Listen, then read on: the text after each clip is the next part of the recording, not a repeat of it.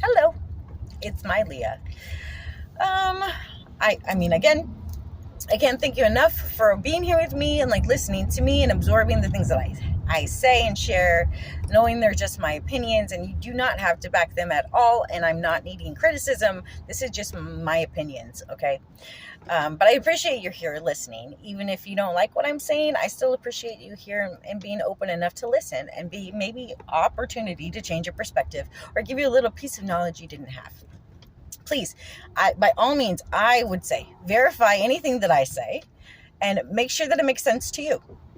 You can verify anything that I say. I am based on the stuff that I am sharing with you is based on my facts, the facts that I have gathered through research, through research and learning about different things in my life. And these things have solely came out of straight articles, journals.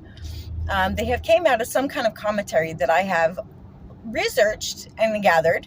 And to be honest, I personally like nonfiction books. Those are my favorite.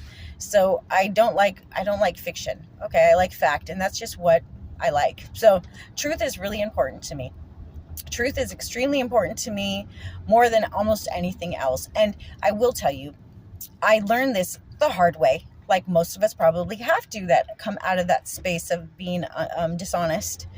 When I was younger, I was completely dishonest with my parents. I was completely dishonest. I didn't know how else to be, because I was in a situation in my family that wasn't very good.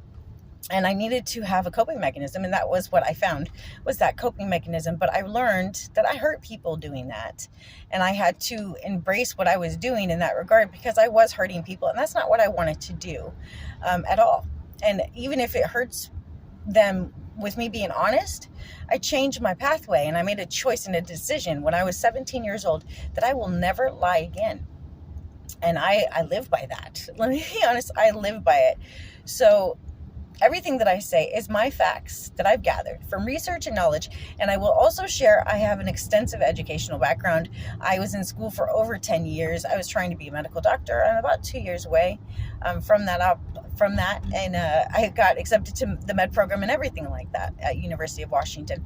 I have a substantial education behind me. So I'm not just some floozy housewife or anything like that. I'm actually not married at all. I'm actually single and been single for 20 something years, all by choice and intentional. Anyhow, so I've had nothing but time, and learning has been my love of my life, besides my daughter.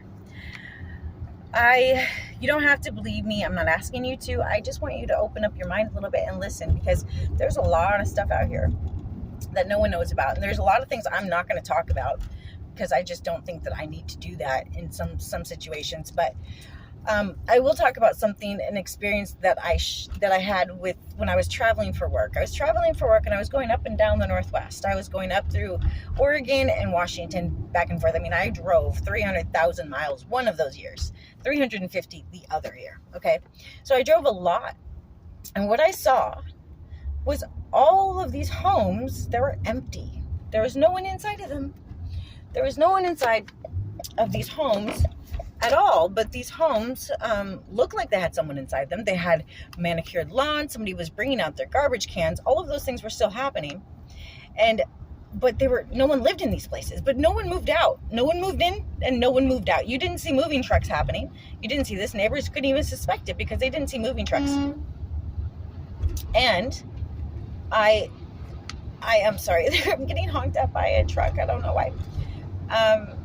So no one could see this, I guess, but me. But every time I went to any place, it didn't matter, in Washington or Oregon, every place that I went to, maybe a third of the neighborhood actually had occupants in the homes. Like maybe a third. I'm not even exaggerating. This was very, very absurd to me, seeing this, and nothing was what was going on. So I went and looked up statistics about in 2017.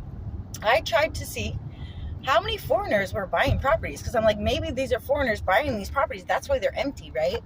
So I looked that up, and I saw that 12% of the home purchases in the United States were by foreigners, and 12% is small, but it's not, but it is. And it was mostly Chinese and Australian that were on the data that I found. So I'm like, okay, And then I looked up 2018. How many people, foreigners have been purchasing the land then? Well, that changed. The 12% turned into 86%. 86% of the purchases of homes were from foreigners in 2018. So from 2017 to 2018, it went and jumped to that degree. Now that is nuts. That shouldn't even be, and they don't even pay very much more to purchase our stuff. They can just come here and purchase it. They should be being required to live in it. To be honest, they should be required to live in the houses that they're purchasing, and not just purchase just to purchase. But that's not what we had been allowing. So I even wrote to the governor. I tried to notify someone of this because I'm like, this is bizarre. Like, why is this even happening? Like, and then guess what? Very soon after, we had a homeless crisis. Guess what? We have a homeless crisis.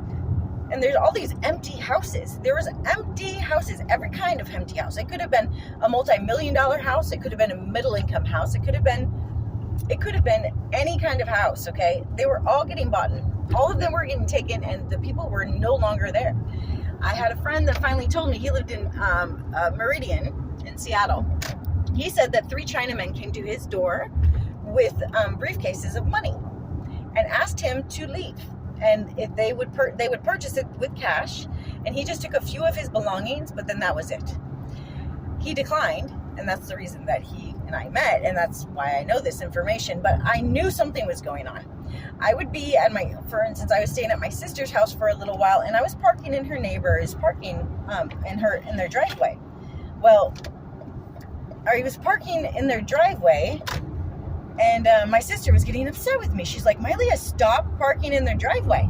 And I'm like, no one lives there. She's like, yes, they do. I'm like, no, they don't. She's like, yes, they do. No, they don't actually live there. And so they didn't live there. I was like, Monica, do you see anyone in your neighborhood ever? Like, have you ever seen your neighbor? She says, well, I work. Okay, well, don't you think they work too? Like, wouldn't you see each other in the morning as you're going to work? Wouldn't you see people outside walking around?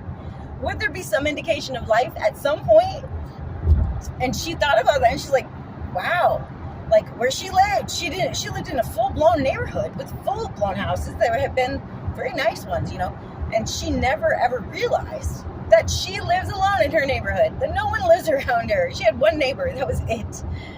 Out of hundreds of homes in her neighborhood. It was pretty comical, to be frank, because this is how completely unaware people are. Gosh, wake up, guys, please.